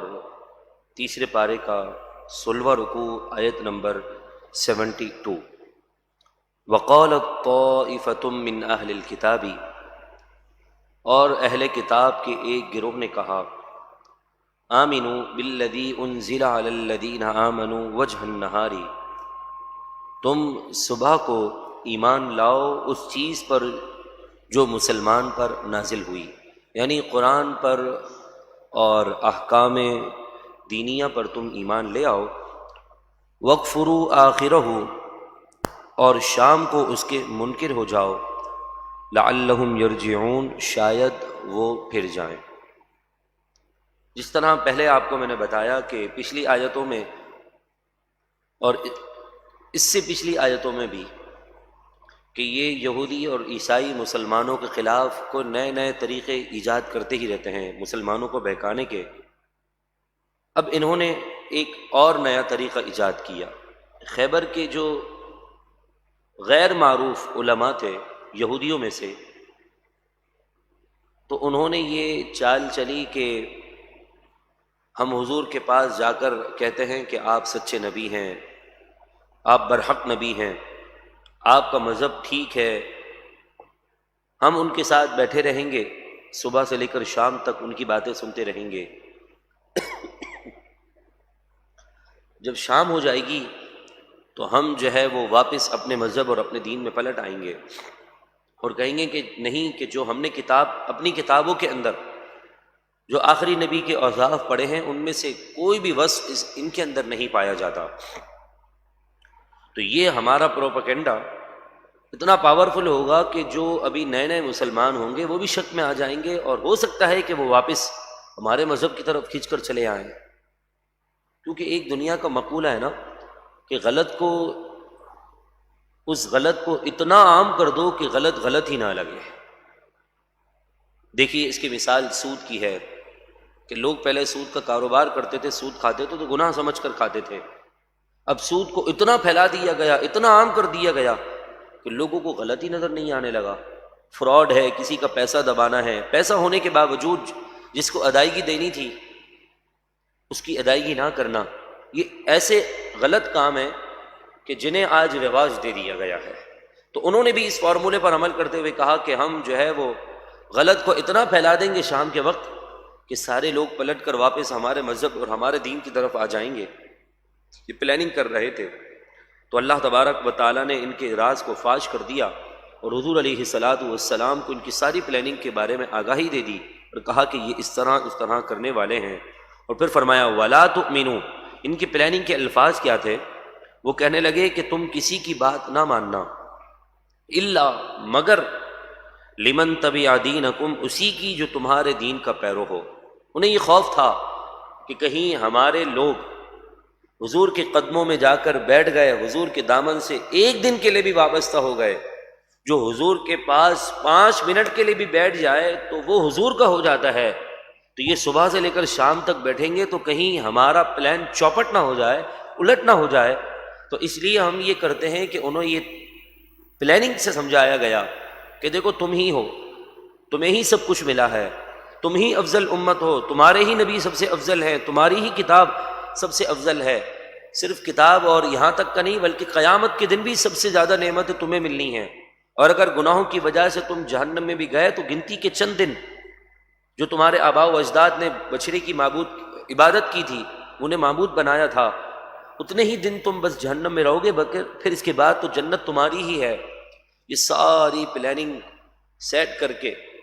وہ جو ہے انہیں تیار کر کے بھیج رہے تھے، اور یہ بھی بتا رہے تھے کہ بات کسی کی نہیں سننی ہے، اپنے ہی لوگوں کی بات ماننی ہے۔ انہیں یہ خدشہ تھا کہ اگر یہ ایک دن حضور کے قدموں میں بیٹھ گئے تو صرف ایک دن نہیں ہوگا بلکہ آنے والی نسلیں بھی حضور کی غلام بن جائیں گی۔ تو لہذا انہوں نے یہ پلاننگ کی اور کہا کہ وَلَا تُؤْمِنُوا، تم کسی کی بات نہ ماننا، إِلَّا لِمَن تَبِعَ دِينَكُمْ، مگر اسی کی کہ جو تمہارے دین کا پیرو ہو۔ قل، پیارے حبیب آپ فرما دیجیے، ان الہدی ھدی اللہ، بے شک اصل ہدایت اللہ ہی کی ہدایت ہے۔ ان یؤتی احد مثل ما اوتیتم، یہ بھی نہ مانو کہ کسی اور کو بھی دیا جا سکتا ہے جیسے تمہیں دیا گیا، اس بات کو بھی تسلیم نہ کرنا بلکہ تمہیں ہی سب سے زیادہ ملا ہے۔ او یحاجوکم عند ربکم، یا کوئی حجت قائم کر سکتا ہے تم پر تمہارے رب کے پاس، یعنی قیامت کے دن کسی میں اتنی مجال نہ ہوگی کہ تمہارے خلاف کوئی دلیل لے کر آ جائے۔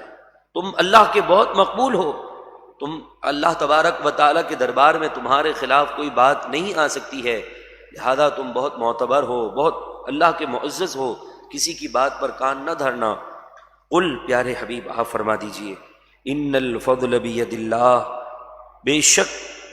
اللہ تبارک و تعالیٰ کے ہی دست قدرت میں ہیں تمام فضل، تمام نعمتیں، یعنی تمام نعمتیں اللہ ہی کے دست قدرت میں ہیں، جسے چاہے ایمان کی دولت دے دے، جس سے چاہے ایمان واپس لے لے، جس سے چاہے دولت دے دے، جسے چاہے عزت دے دے، جسے تکوں کی دولت دے، سکوں کی دولت دے، اور اسی کے دست قدرت میں فضل ہے تو کسی کو چاہے تو علم کی دولت عطا فرما دے۔ تو فرمایا ان الفضل بید اللہ، بے شک نعمت اللہ کے قبضے میں ہے، یؤتیہ من یشاء، وہ جسے چاہتا ہے عطا فرماتا ہے، واللہ واسع علیم، اور اللہ تبارک و تعالی بہت وسعت والا، خوب جاننے والا ہے۔ یختص برحمتہ من یشاء، خاص کرتا ہے اپنی رحمت کے ساتھ جسے چاہے، واللہ ذو الفضل العظیم، اور اللہ تبارک و تعالی بڑے فضل والا ہے۔ پھر ایک نیا طریقہ وہ آزمانے کی کوشش کرتے ہیں، جس طرح پچھلی آیتوں میں اس بات کا علم پتہ چلا، اس بات کا ہمیں علم ہوا کہ یہودی لوگ حق کو چھپاتے ہیں، غلط بات عام کرنے کی کوشش کرتے ہیں، تو ایسے ہی وہ خیانت بھی بہت کرتے ہیں، خائن ہیں، خیانت امانت دار نہیں بلکہ خیانت کرنے والے ہیں، ان کی فطرت کے اندر ہے کنجوسی، مال سے محبت، دنیا کی غلامی۔ تو فرمایا کہ اگر تم میں سے کوئی شخص ان کے پاس ایک اشرفی رکھ بھی جائے نا، اس کے اندر بھی خیانت کریں گے۔ ہاں، تم ان کے سر پر کھڑے رہو تو ٹھیک ہے، اور جیسے ہی تمہاری نظریں ان سے ہٹیں گی، کسی اور کام میں تم لگ جاؤ گے اور گویا تم بھول گئے، عرصہ دراز گزر گیا،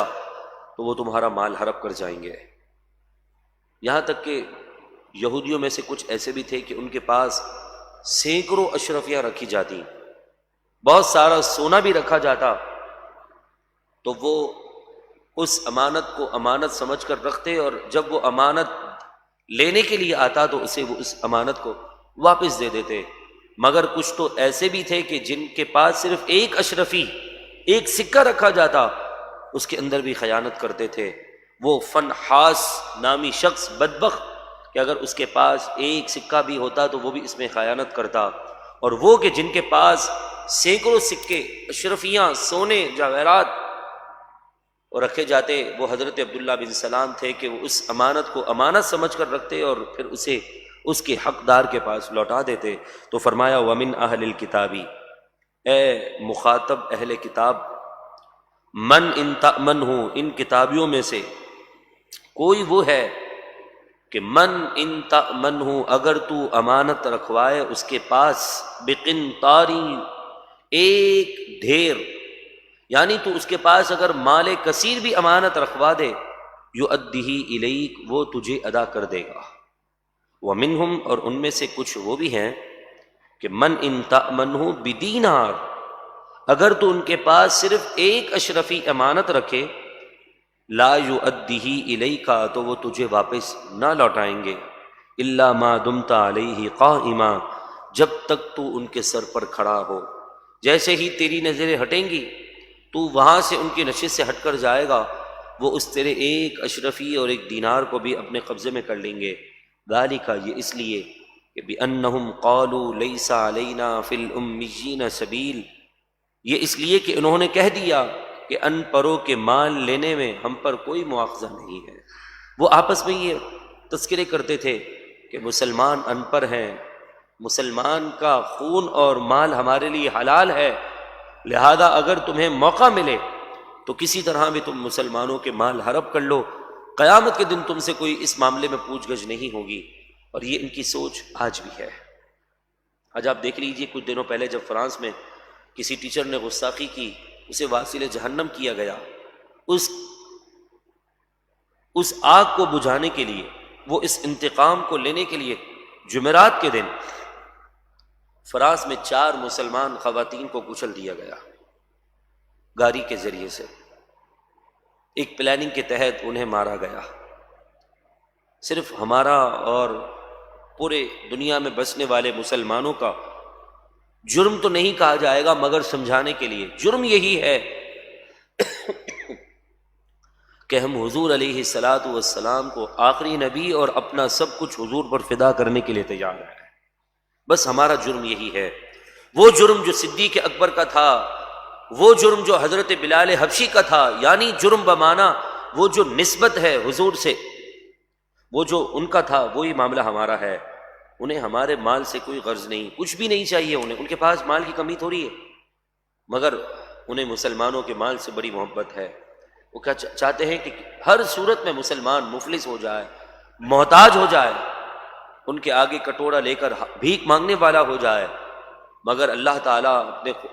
پاک کلام کے صدقے سے ہمیں غیرت مند حکمران عطا فرمائے کہ وہ اس مشن میں ان کا ساتھ بھی دیتے ہیں اور کٹورا لے کر ان کے پاس بھکاری بن کر، محتاج بن کر بھیک مانگ رہے ہوتے ہیں۔ تو فرمایا کہ اگر تم ان کے پاس ایک اشرفی بھی رکھاؤ اور جب تک سر پر رہو گے تو ٹھیک ہے، ورنہ وہ اس کو ہڑپ کر جائیں گے۔ اور یہ اس لیے کرتے ہیں کہ وہ سمجھتے ہیں کہ مسلمانوں کا مال لینے میں کوئی مذائقہ نہیں، اس پر کوئی پکڑ بھی نہیں۔ وَيَقُولُونَ عَلَى اللَّهِ الْكَذِبَ، اور وہ اللہ پر جھوٹ باندھتے ہیں، وَهُمْ يَعْلَمُونَ، اس حال میں کہ انہیں پتہ ہے، جان بوجھ کر وہ اللہ پر جھوٹ باندھتے ہیں۔ انہیں پتہ ہے کہ مال کی اگر ایک پائی بھی کوئی غصب کر لے، یعنی غصب کر لے اور لے لے، تو وہ اس مال کا حساب کتاب اسے دینا ہے۔ جان بوجھ کر وہ اللہ پر جھوٹ باندھتے ہیں، مگر بلا، ہاں کیوں نہیں، من اوفا بعہدہ واتقا، جس نے اپنا عہد پورا کیا، جیسے کہ حضرت عبداللہ بن سلام ہیں، یہودیوں کے سب سے بڑے عالم، اسلام لے آئے تھے، وہ جنہوں نے اپنا وعدہ پورا کیا، واتقا، اور اللہ سے ڈرتا رہا۔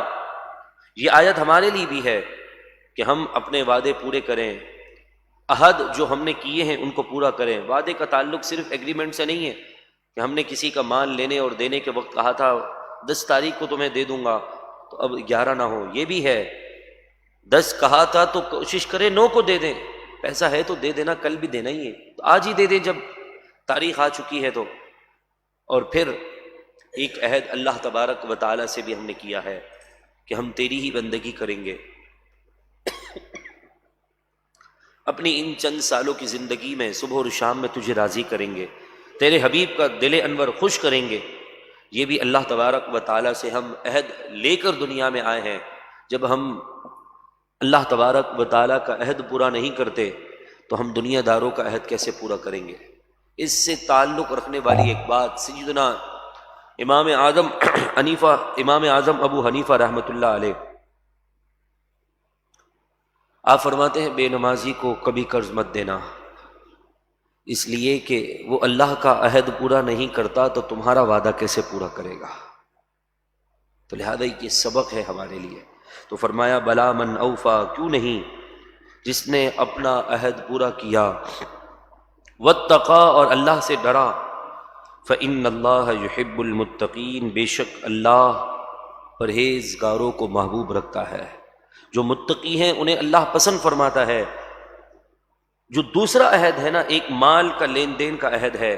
ایک دین کا عہد ہے، اس کا ذکر اگلی آیت میں ہے۔ فرمایا ان الذین یشترون بعہد اللہ وایمانہم ثمنا قلیلا،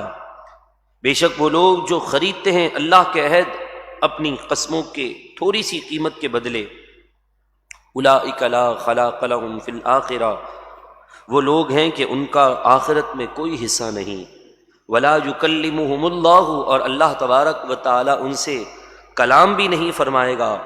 ولا ینظر الیہم یوم القیامہ، اور ان کی طرف نظر رحمت قیامت کے دن نہ فرمائے گا، ولا یزکیہم، اور نہ انہیں پاک کرے گا، ولہم عذاب علیم، اور ان کے لیے دردناک عذاب ہے۔ قیامت کے دن ایسے لوگوں پر نظر رحمت نہیں ہوگی۔ بخاری شریف کی حدیث پاک ہے، میرے محبوب علیہ الصلوۃ والسلام نے فرمایا 3 قسم کے لوگوں پر اللہ قیامت کے دن اپنی رحمت نہیں فرمائے گا۔ ایک وہ شخص جو اپنے مال کو بیچنے کے لیے اللہ کی قسم کا سہارا لے، دوسرا احسان جتلانے والا، تیسرا کہ اپنے پاجامے کو یا اپنی شروال کو ٹخنوں سے تکبر کرتے ہوئے نیچے رکھنے والا۔ یہ 3 ایسے بدبخت ہیں کہ جن پر قیامت کے دن اللہ اپنی نظر رحمت نہیں فرمائے گا۔ ذرا غور کر لیجئے کہ آج ہم کہیں غرور اور تکبر میں مبتلا تو نہیں، اپنے مال کو بیچنے کے لیے جھوٹی قسموں کا سہارا تو نہیں لیتے، اور پھر اگر اللہ نے مال دیا ہے کسی کو دیکھ کر ہم احسان تو نہیں جتلاتے۔ فلانا وقت یاد ہے نا تجھے، تو کچھ بھی نہیں تھا، میں نے تیری مدد کی تھی، تیرا ہاتھ پکڑا تھا، آج تو ہمارے ہی سامنے آنکھ دکھا رہا ہے۔ اللہ تعالی ہمیں ان برائیوں سے محفوظ فرمائے۔ وَلَهُمْ عَذَابٌ عَلِيمٌ، اور ان کے لیے دردناک عذاب ہے۔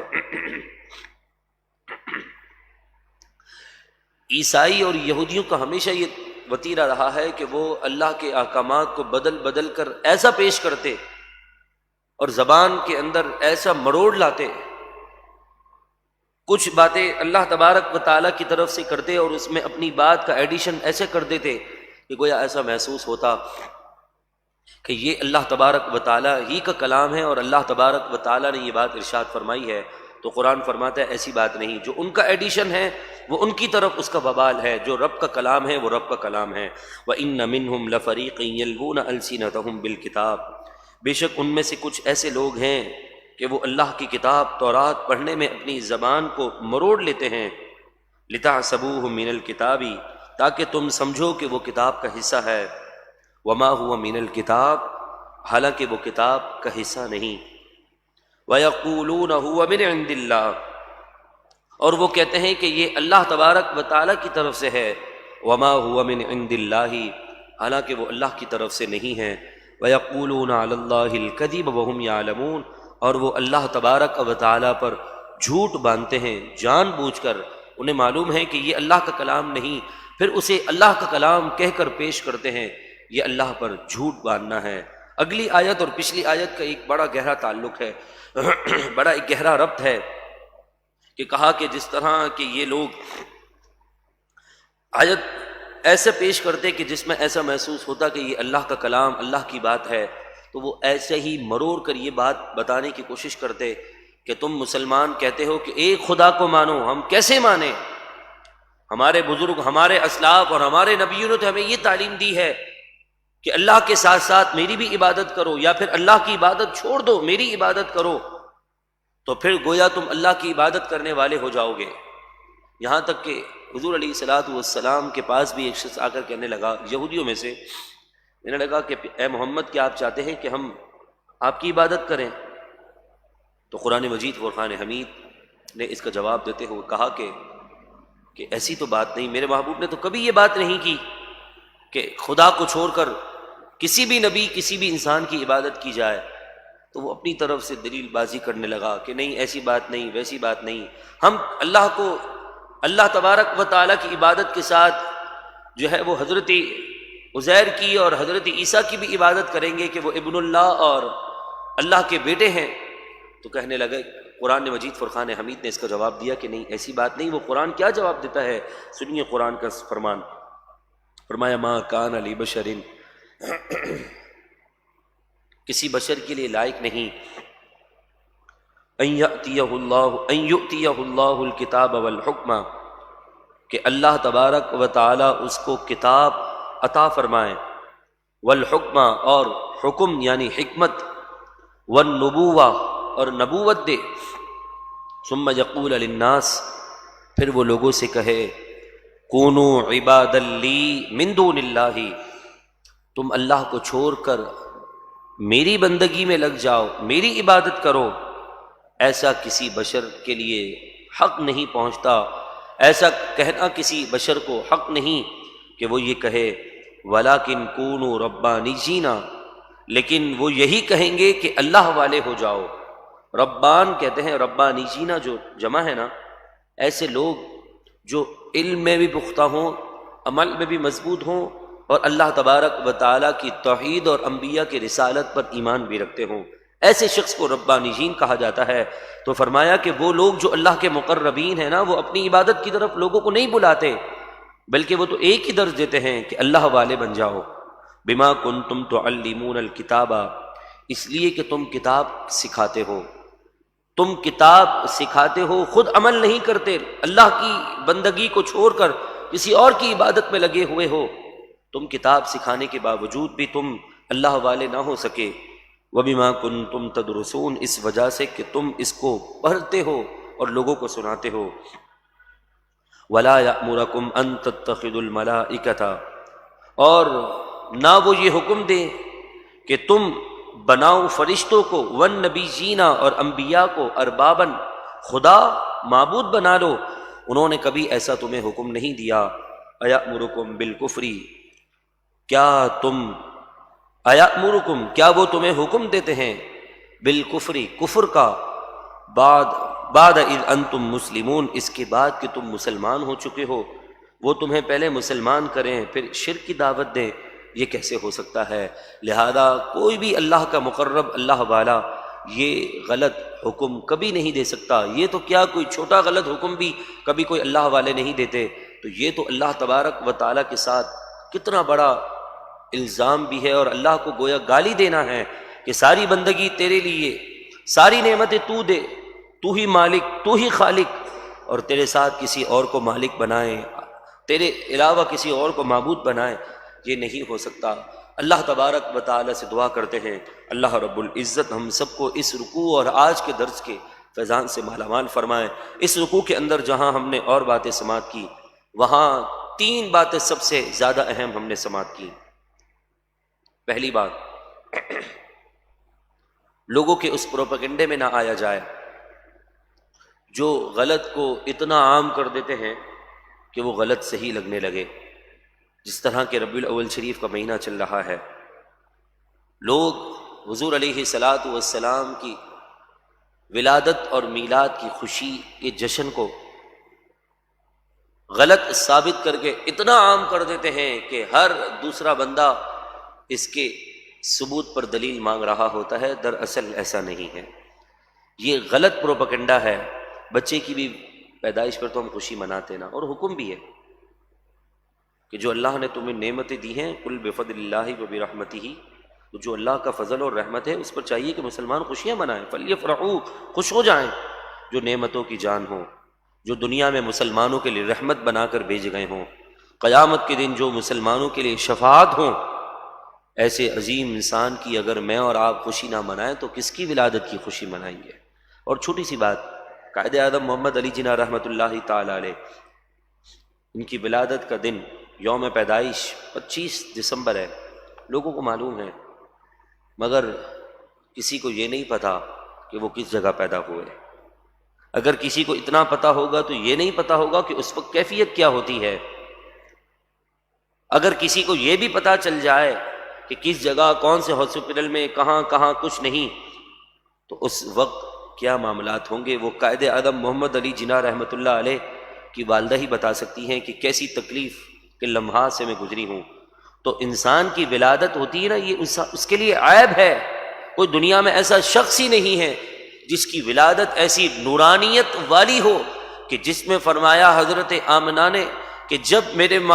نبی علیہ السلام کا خاص نور میرے بدن میں آیا، اس سے پہلے میرا بوجھ بھاری تھا تو میں ہلکی ہوتی چلی گئی، برمقابل دیگر خواتین کے کہ جب ان کے یہاں بچے کی ولادت ہونے والی ہوتی ہے تو ان کے لیے بڑی ایک کیفیت کا معاملہ ہوتا ہے، جس کا ذکر حضرت مریم کے الفاظ سے کیا گیا کہ میں اس دنیا میں ہی نہ ہوتی، نسیم منسیہ بن جاتی، سب کچھ ہو جاتی، کیونکہ وہ کیفیت بڑی سخت ہوتی ہے اور خوشی بھی ہوتی ہے۔ لیکن یہاں تو کوئی غم کی بات ہی نہیں تھی، کوئی ٹینشن کی بات ہی نہ تھی، کوئی تکلیف کی بات ہی نہ تھی۔ کہتے ہیں حضور جب اس دنیا میں تشریف لائے تو میں نے دیکھا وہ مسکرا رہے تھے۔ حضرت آمنہ فرماتی ہیں اس وقت ایسے ایسے نور و تجلیات کی رونقیں اور بارشیں ہونے لگیں کہ میں نے پوری دنیا کو ایک نظر میں دیکھ لیا تھا۔ میرے محبوب کی والدہ کو اللہ نے اتنا کمال دیا ہے تو پھر اللہ نے اپنے محبوب کو کتنی بڑی شان عطا فرمائی ہوگی۔ تو ایسی ولادت دنیا میں کسی کی ہوئی نہیں ہے۔ بعض احباب یہ بھی کہتے ہیں وفات ہوئی وفات ہوئی وفات ہوئی، تو چلیے جی یہ بھی غلط ہے، پروپیگنڈا، غلط کو اتنا عام کر دیا کہ اب غلط صحیح لگنے لگا۔ بالفرض سپوز مان بھی لیں وفات ہے تو اس میں مذائقہ کیا ہے؟ وفات بمانا جس طرح ہم نے ابھی سماعت کیا کہ حضرت عیسیٰ علیہ السلام متوفی کا ہو جائیں گے، اپنی عمر کو مکمل کر لیں گے، تو حضور علیہ السلام اپنی عمر مبارک جو ظاہری زندگی کی تھی وہ مکمل کر کے اللہ تبارک و تعالیٰ کی اس نورانی اور نور والی بارش میں چلے گئے، رحمت میں چلے گئے، اور وہ وہاں سے ہمیں دیکھ بھی رہے ہیں اور اپنے امتیوں کی مدد بھی فرما رہے ہیں۔ لوگوں کو میلاد ہضم نہیں ہوا تو اگر وفات کا ذکر بھی شروع کریں تو وہ بھی اعلیٰ ہے کہ حضرت عائشہ فرماتی ہیں وہ آخری رات کہ جس میں دیا جلانے کے لیے بھی تیل نہ تھا، مگر اس وقت بھی حضور میرے اور آپ کو یاد کر رہے تھے، مجھے اور آپ کو یاد کر رہے تھے۔ گھر میں دیا جلانے کے لیے بھی تیل نہیں ہے، لیکن اس وقت بھی کسی سے نہ اپنے گھر والوں کو یاد کیا نہ کچھ، اس وقت ہم گناہ گار امتیوں کو یاد کر رہے تھے، بخشش کی دعائیں مانگی جا رہی تھی اس وقت بھی۔ تو ایسے نبی کا جشن نہ منایا جائے تو کیا جائے؟ لوگوں کو آج حضور کی عظمت ہضم نہیں ہو رہی ہے، تو حضور کو جو اللہ نے سراپا معجزہ بنا کر بھیجا، حضور کی ولادت بھی معجزہ، حضور کا بچپنا بھی، جوانی بھی، نبوت کے اعلان کے بعد کی زندگی کا ہر لمحہ ڈبل یعنی کوئی حد ہی نہیں، ایسے کمالات اور معجزات سے مشتمل وقت ہے۔ تو مجھے بتائیے جب حضور کا وفات یعنی ظاہری وصال کا وقت آئے گا، وصال بھی کہتے ہیں ملاپ کو، اور ہمارے یہاں 3 لفظ ہیں، وفات، وصال، انتقال، یعنی منتقل ہونا یا پھر مر جانا۔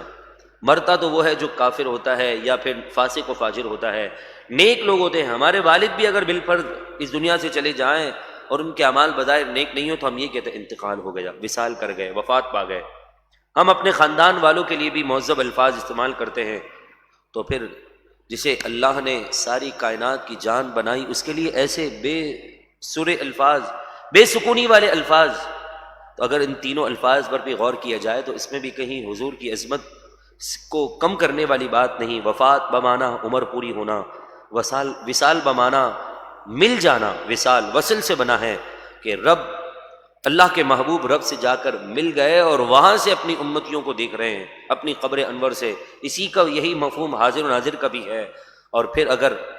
یہ کہا جائے کہ انتقال یعنی ایک جگہ سے دوسری جگہ منتقل ہو گئے، اس میں بھی کون سی مذائقے والی بات ہے؟ بس ایک بات کہوں گا، لوگوں کو آج حضور کی ولادت اور سیرت ہضم نہیں ہو رہی تو حضور کی وفات کیسے ہضم ہوگی؟ اللہ تبارک و تعالی ہم سب کو حضور سے بغیر کسی شرط، بغیر کسی قید کے محبت کرنے کی توفیق عطا فرمائے۔ گفتگو کے دوران کوئی بات، کوئی جملہ جس سے توبہ لازم ہو، رب کائنات معاف فرمائے، میرا اور آپ کا حامی و ناصر ہو۔ وما علینا الا البلاغ۔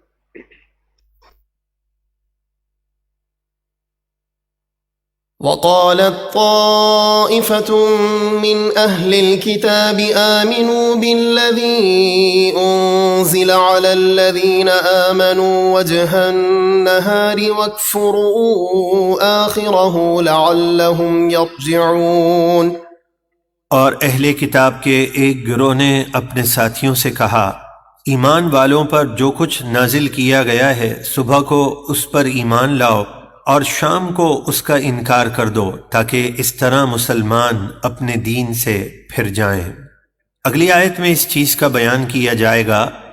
کہ جب انہوں نے مسلمانوں کے پاس اپنے لوگوں کو بھیجا تو بہت پکا کر کے بھیجا تھا کہ کہیں ایسا نہ ہو کہ یہ خود حقیقتاً مسلمانوں سے متاثر ہو جائیں، چنانچہ اس کا بیان ہے۔ ولا تؤمنوا إلا لمن تبع دينكم قل إن الهدى هدى الله أن يؤتى أحد مثل ما أوتيتم أو يحاجوكم عند ربكم قل إن الفضل بيد الله يؤتيه من يشاء والله واسع عليم۔ اور تم اپنے دین کے پیروکار کے علاوہ کسی کی بات کا یقین نہ کرو کہ کسی اور کو بھی تم جیسی نعمتیں دی گئی ہیں، یا تمہارے رب کے پاس تم پر کوئی حجت قائم کر سکتا ہے، یعنی اسی یقین پر قائم رہنا کہ تمہارا دین ہی سچا ہے۔ آپ فرما دیجئے بے شک اصل ہدایت اللہ ہی کی ہدایت ہے، اور یہ بھی فرما دیجئے بے شک فضل تو اللہ ہی کے قبضے میں ہے، وہ جسے چاہتا ہے عطا فرماتا ہے، اور اللہ بہت وسعت والا خوب جاننے والا ہے۔ يختص برحمته من يشاء والله ذو الفضل العظيم۔ جسے چاہتا ہے اپنی رحمت کے ساتھ خاص کرتا ہے، اور اللہ بڑے فضل والا ہے۔ ومن أهل الكتاب من إن تأمنه بقنطار يؤده إليك ومنهم من إن تأمنه بدينار لا يؤده إليك إلا ما دمت عليه قائما ذلك بأنهم قالوا ليس علينا في الأميين سبيل وَيَقُولُونَ عَلَى اللَّهِ الْكَذِبَ وَهُمْ يَعْلَمُونَ۔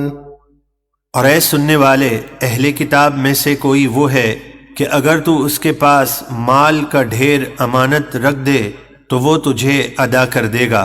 یعنی خیانت نہیں کرے گا۔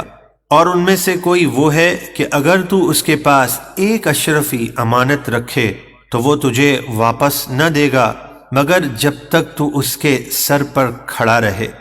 یہ بددیانتی اس لیے ہے کہ وہ کہتے ہیں ان پڑھوں کے معاملے میں ہم پر کوئی پکڑ نہیں، یعنی جو ہمارے دین پر نہیں ہم ان کا مال ہضم کر سکتے ہیں،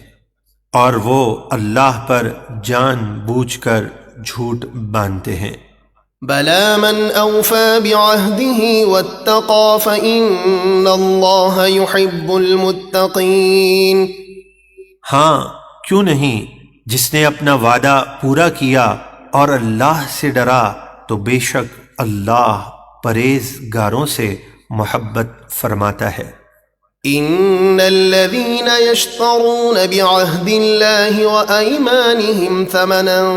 قليلا اولئك لا خلاق لهم في الاخره ولا يكلمهم الله ولا ينظر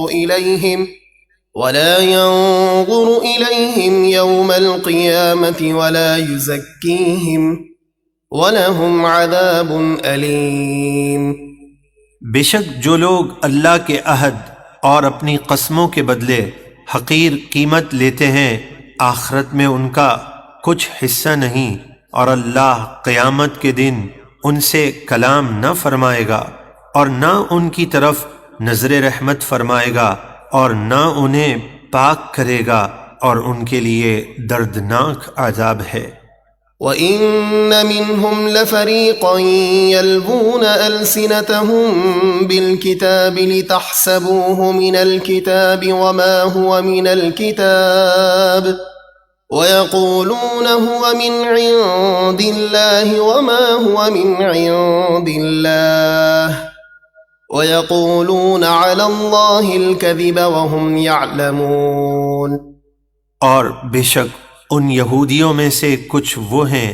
جو توریت پڑھتے وقت اپنی زبان کو مڑوڑ کر تحریف کرتے ہیں، یعنی اسے بدل دیتے ہیں تاکہ تم سمجھو یہ بھی کتاب کا حصہ ہے، حالانکہ وہ کتاب کا حصہ نہیں ہے،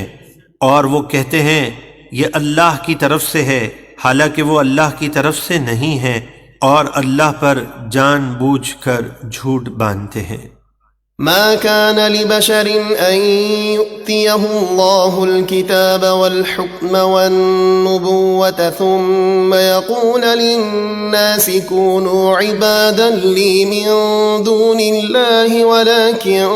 كونوا ربانيين بما كنتم تعلمون الكتاب وبما كنتم تدرسون۔ کسی بشر کو یہ حق نہیں ہے کہ اللہ اسے کتاب اور حکم یعنی دین کی سمجھ اور نبوت دے، پھر وہ لوگوں سے کہے کہ اللہ کو چھوڑ کر میرے بندے ہو جاؤ۔ ہاں، وہ یہ کہے گا کہ تم اللہ والے ہو جاؤ، اس لیے کہ تم دوسروں کو کتاب سکھاتے ہو اور خود بھی پڑھتے ہو۔ ولا يأمركم أن تتخذوا الملائكة والنبيين أربابا أيأمركم بالكفر بعد إذ أنتم مسلمون۔ اور نہ ہی وہ تمہیں یہ حکم دے گا کہ فرشتوں اور نبیوں کو خدا بنا لو۔ کیا تمہارے اسلام لانے کے بعد تمہیں کفر کا حکم دے گا؟ یعنی ہرگز ایسا نہیں ہو سکتا۔ میرے پیارے اور محترم بھائیوں، ضروری اعلان سماعت فرما لیجیے۔ انشاءاللہ العزیز آج دوپہر تقریباً 2:30 بجے کے قریب صرف خواتین کے لیے قصیدہ بردہ شریف کی محفل کا اہتمام اسی جامع مسجد بہار شریعت کے مین بیسمنٹ کے اندر انشاءاللہ آج ربیع الاول شریف کے حوالے سے صرف خواتین کے لیے قصیدہ بردہ شریف کا اہتمام ہوگا۔ تو آپ سے گزارش ہے کہ آپ اپنے گھر پر اس کی اطلاع دے دیں کہ آج خواتین کا یہاں پر قصیدہ بردہ شریف ہے، اور جو خواتین سن رہی ہیں وہ اس کی دعوت عام کریں اور خود بھی تشریف لائیں اور اپنی دیگر بہنوں تک بھی اس کی دعوت عام کر دیں۔ کل انشاءاللہ العزیز استاد العلماء شیخ القرآن والحدیث حضرت علامہ مولانا مفتی محمد آصف عبداللہ قادری صاحب زیدہ عمرہ زیدہ دامت برکاتہم العالیہ اپنے مخصوص پیارے انداز میں اگلی آیتوں کا درس دیں گے، جس میں مال کو کیسے خرچ کیا جائے، اور سب سے بڑھ کر جو نعمتوں کی جان حضور علیہ الصلاۃ والسلام ہیں، ان کی عظمت اور شان اور حضور کی ولادت کے اور انبیاء اکرام علیہم الصلاۃ والسلام کی عظمت پر گفتگو کی جائے گی درس قرآن کی آیتوں میں۔ تو آپ سے گزارش ہے کہ اس کی دعوت بھرپور طریقے سے عام کریں۔ چھٹی کا دن ہے، چھٹی سے فائدہ اٹھائیے اور پورے ہفتہ سکون اور اطمینان حاصل ہو، اس نیت سے بھی شامل ہوں۔ اللہ رب العزت ہم سب کو ان باتوں پر عمل کی توفیق عطا فرمائیں۔ ایک بار سورہ فاتحہ، 3 بار سورہ اخلاص، اور آخر 3 بار درود پاک پڑھ لیجیے۔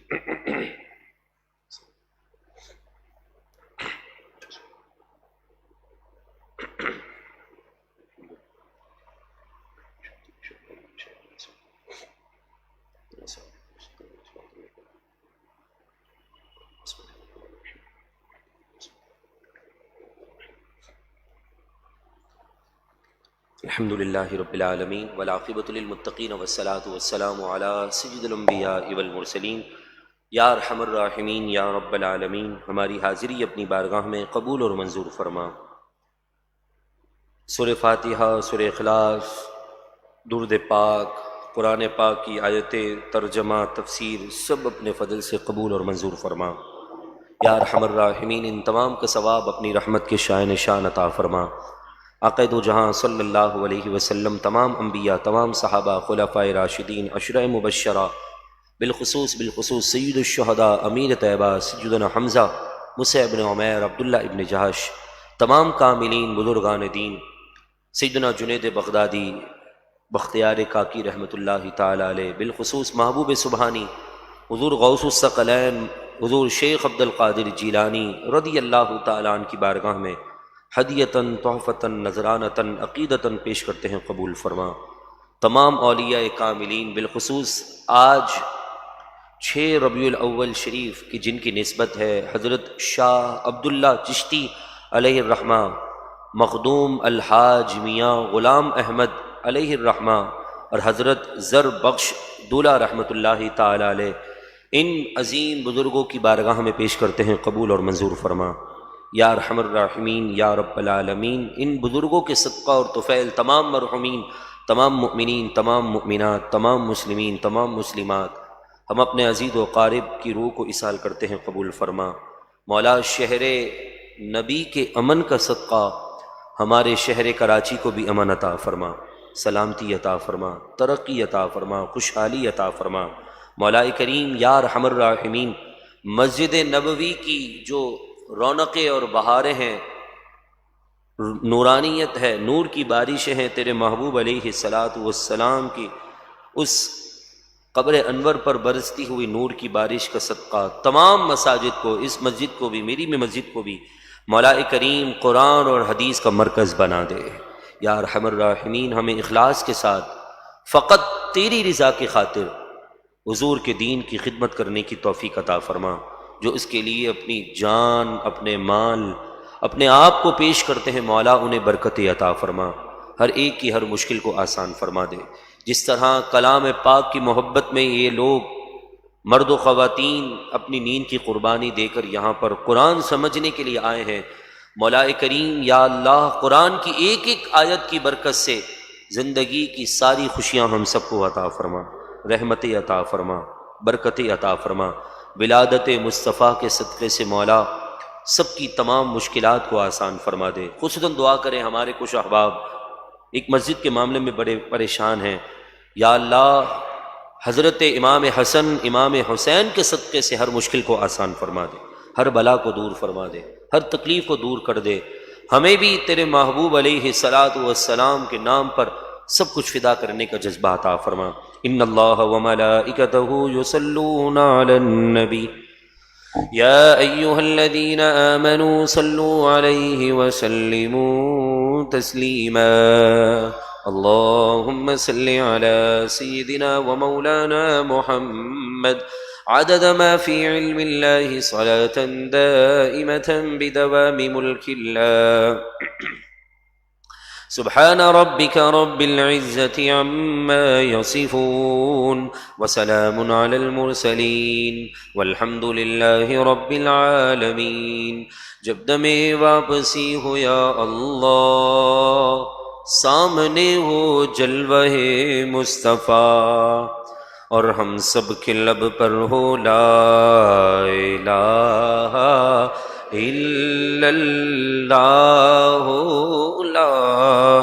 الہ الا اللہ، حق لا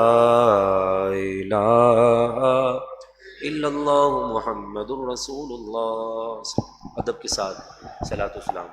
پڑھیے۔ مصطفیٰ جان رحمت لام شمع بز میں ہدایت پہ لاکھوں سلام، جے سوہانی گھڑی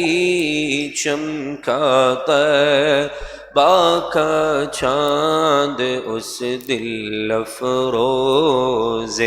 ساعت پہ لاکھوں سلام۔ ہم غریبوں کے آقا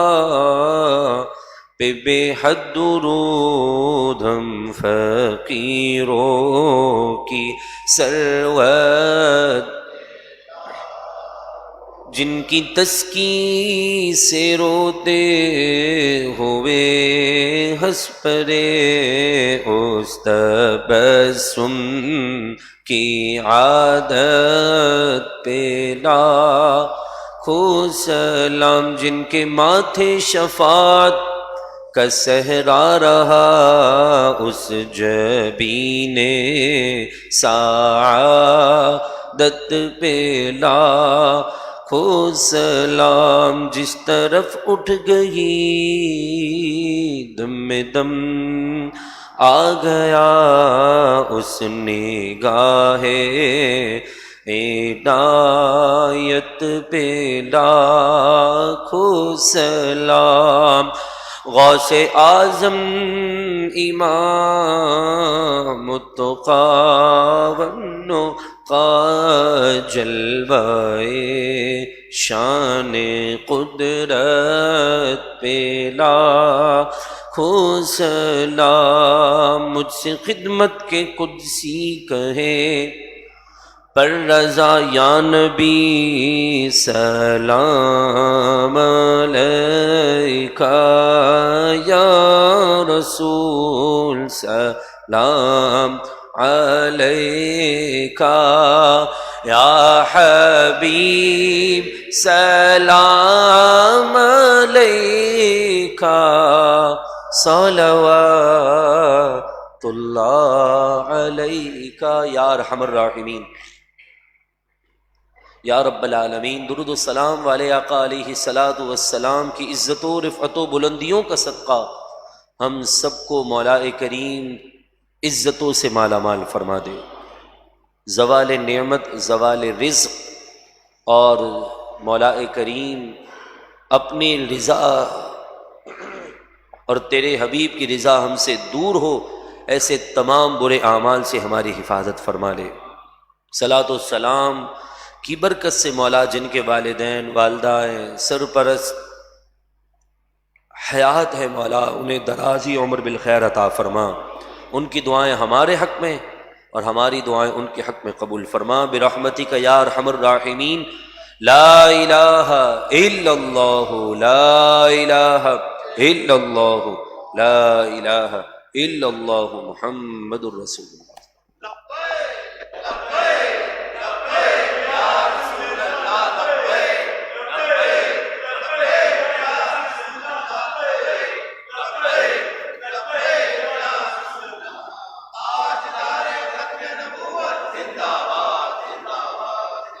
نعرہ غوثیہ